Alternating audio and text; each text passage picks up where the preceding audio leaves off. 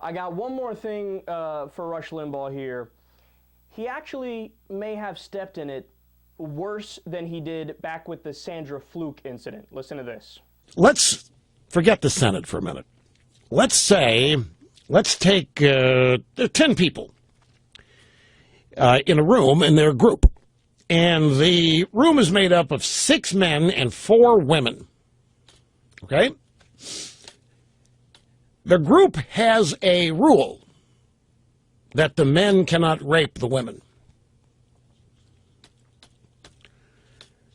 The group also has a rule that says any rule that will be changed must require 6 votes of the 10 to change the rule.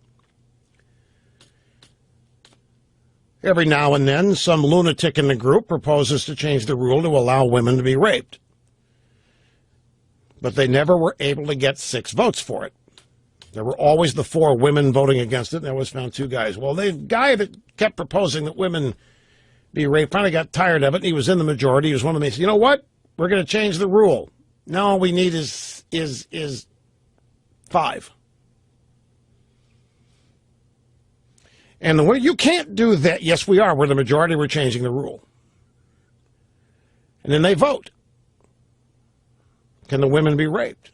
Well, all it would take then is half the room. You could change the rule to say 3.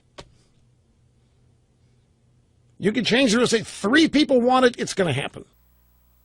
The first rule about rape analogies, don't do rape analogies. Come on, Rush.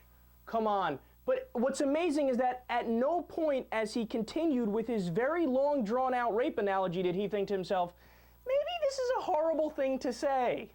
Maybe I look like an absolute idiot right now. And with his history, with the comments with Sandra Fluke calling her a prostitute or a whore and a slut simply because she wanted birth control and she wanted her health insurance company to pay for her birth control because she'd been paying in to her health insurance company. And also, by the way, health insurance companies cover Viagra, so why shouldn't they cover birth control? But, oh, she's a whore because use an aspirin, put it between your legs. These women need to hold out until they're married. That's the way I was raised.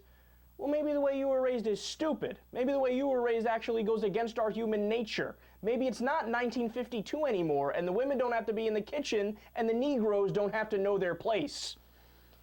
God, man, Rush Limbaugh is such an idiot.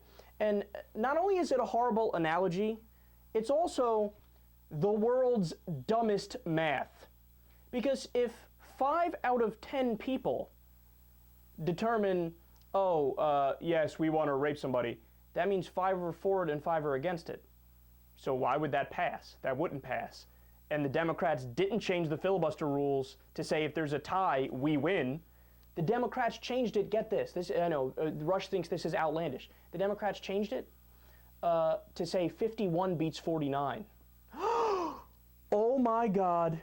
These guys are unbelievable. These guys are so wrong. In fact, there's another man who actually agrees with that sentiment. He's a little guy by the name of Rush Limbaugh. From 2005, when the Democrats decided to filibuster one judicial nominee of Bush. Now, keep in mind, the Republicans filibustered almost every judicial nominee under Obama.